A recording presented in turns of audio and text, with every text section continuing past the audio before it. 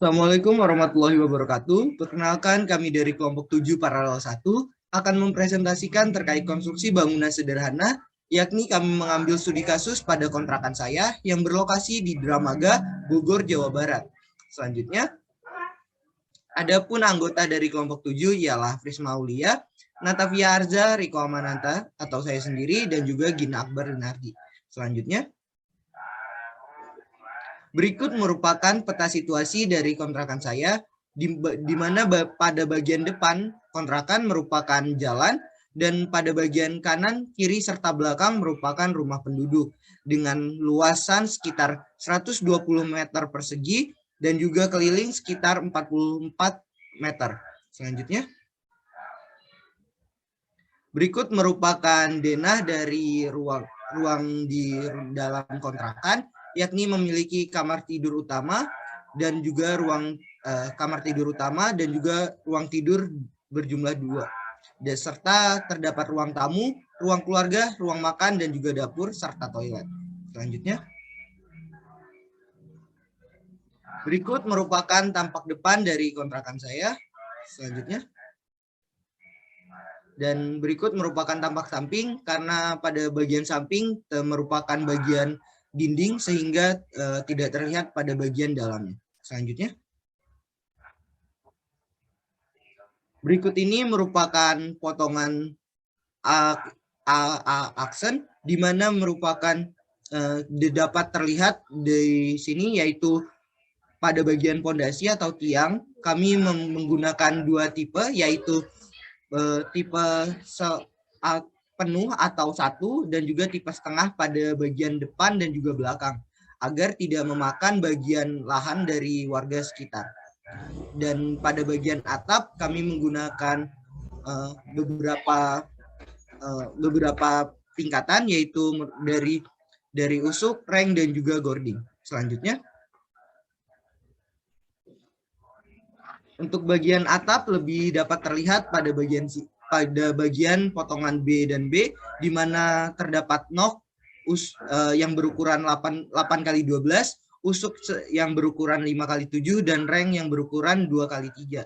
Adapun penyusunannya seperti yang terdapat pada layar, dan juga pada bagian ini terdapat pula pondasi yang penuh ataupun 1 pada bagian tengah yang berjumlah 3 pada gambar, dan setengah pada depan dan juga belakang. Oke, selanjutnya. Baik, untuk bagian kolom yang tersebar di dalam rumah terdapat 4 jenis kolom, yaitu kolom 1, kolom 2, kolom 3, dan kolom penunjang. Pada kolom 1 ukurannya sekitar 650 mm dikali 250 mm dengan memiliki 12 tulangan dengan diameter 16 mm serta memiliki tulangan besi ulir sekitar 8 yang berjumlah 8 dan ukurannya 125 mm. Lalu untuk kolom kedua itu memiliki 8 tulangan dengan diameter 16 serta besi ulir dengan diameter 8 hingga 125 mm. Untuk ukurannya sendiri itu sekitar 150 kali 400 mm. Untuk kolom ketiga yaitu dengan ukuran 250 mm dikali 250 mm dengan memiliki tulangan 8, diameter 16, serta besi ulirnya memiliki diameter sekitar 8 dengan hingga 125 mm. Lalu untuk kolom terakhir, ini kolom yang paling kecil yaitu memiliki ukuran sekitar 150 kali 150 mm dengan memiliki 4 tulangan diameter 13 mm dan memiliki besi ulir sekitar 8 diameter 8 hingga 125 mm. Selanjutnya. Selanjutnya ada denah DED bagian balok ring bulk. Jadi kami menggunakan 2 jenis balok, yaitu B1 dan B2. Kemudian untuk detail bangunan B1 dapat dilihat pada layar dan B2 juga dapat dilihat pada layar. Untuk keterangan ukuran, kami pada B1 kami menggunakan 2 jenis, yaitu tumbuhan dan lapangan. Tumbuhan sendiri yang merupakan yang ada di pojokannya, yang di join-joinnya, dan lapangan ini yang berada di tengah-tengahnya. B2 juga sama. Untuk ukuran balok B1 adalah 150 kali 250, B2 150 kali 300. Untuk tulangan atas pada B1 terdapat 2 buah dengan diameter 13 mm. Untuk B2 terdapat 2 buah juga dengan diameter 16 mm. Untuk tulangan sampingnya tidak ada. Tulangan bawah untuk B1 memiliki 2 buah dengan diameter 13 mm. Dan B2 juga berjumlah 2 buah dengan diameter 16 mm. Kemudian untuk sengkang, ini memiliki diameter 8 dengan jarak tiap 100 meter ada sengkangnya gitu. Kemudian yang di lapangan juga diameternya 8 dan setiap 125 mm terdapat 1 sengkang atau ini besi ulirnya. B2 juga sama. Selanjutnya merupakan dari SLUF dengan ukuran balok yang digunakan sebesar 150 kali 300. Kemudian pada tulang atas dan tulang bawah digunakan sebanyak 2 tulangan dengan diameter 16. Dan berikut merupakan denah dari penggunaan SLUF. Selanjutnya. Berikut merupakan rencana pembuatan septic tank dan juga peresapan dengan 6 lapisan pada peresapan, yaitu tanah uruk, beton tutup, kerikil kasar, ijuk, kerikil halus, dan juga pasir. Boleh di next. Berikut merupakan denah peletakan sanitasi yang dapat dilihat pada bagian atas denah, di mana dapat dilihat peletakan peresapan dan juga septic tank. Boleh di next.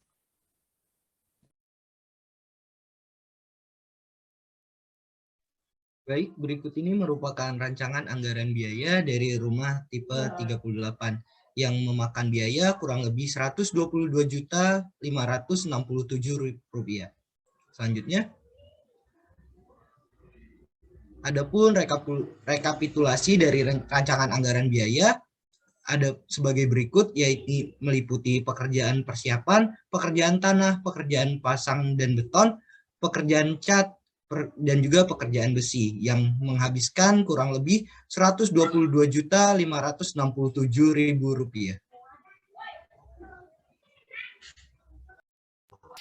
Berikut adalah rencana kerja dan syarat-syarat atau RKS. Kami hanya meletakkan sebagian, yaitu yang pertama ada pasal 3 tentang rencana kerja.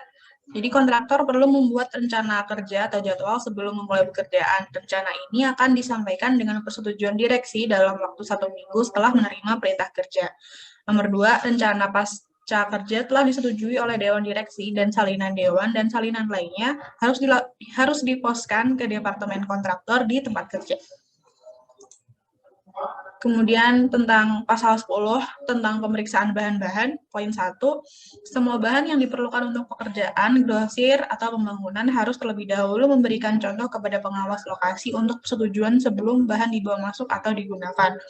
Nomor 2, bahan-bahan yang tidak memuaskan atau berkualitas buruk yang diumumkan atau ditolak oleh pengawas lapangan atau manajer teknis operasional harus dikeluarkan dari lokasi selambat-lambatnya 3 kali 24 jam dan tidak boleh digunakan. Dan 3, jika setelah bahan dinyatakan ditolak, pembangunan tetap menggunakannya, Direktur Teknis Operasi berhak memerintahkan pembongkaran pembangunan grosir atas biaya grosir. Selanjutnya, pada pasal 11 tentang pekerjaan persiapan. Biaya pekerjaan persiapan tidak dihitung sebagai item terpisah dalam merencanakan anggaran, hingga biaya untuk pekerjaan persiapan disertakan atau dihitung dalam setiap item pekerjaan bisa dinegosiasikan, sehingga biaya pekerjaan persiapan tetap tanggung jawab kontraktor. Pekerjaan persiapan referensi adalah lingkup pekerjaan berupa pasokan air kerja, administrasi dan dokumentasi, ukuran dan peringkat, lembar nama proyek paket, direktur CAT, dan kemudian ada persyaratan perangkat keras. Persyaratan bahan untuk papan kayu kelas 2, tiang pancang antara 5 atau 7 cm dan untuk papan sekitar 3 atau 18 cm. Air kerja yang digunakan adalah air tawar dan air bersih tidak mengandung bahan yang berbahaya bagi konstruksi. Selanjutnya. Nomor 3 yaitu petunjuk pelaksanaan. Yang pertama, ukuran pergelangan kaki dan pengukuran tinggi badan telah ditentukan di gambar dan deskripsi dalam gambar rinci. Ukuran di gambar adalah ukuran saat pekerjaan selesai kerja. Yang kedua, ketinggian lantai PL 0,00 diambil sesuai dengan peraturan dalam gambar rencana. Penentuan PL ini akan dilakukan oleh pengusaha, supervisor konsultan, dan manajer teknis yang bekerja dengan kontraktor.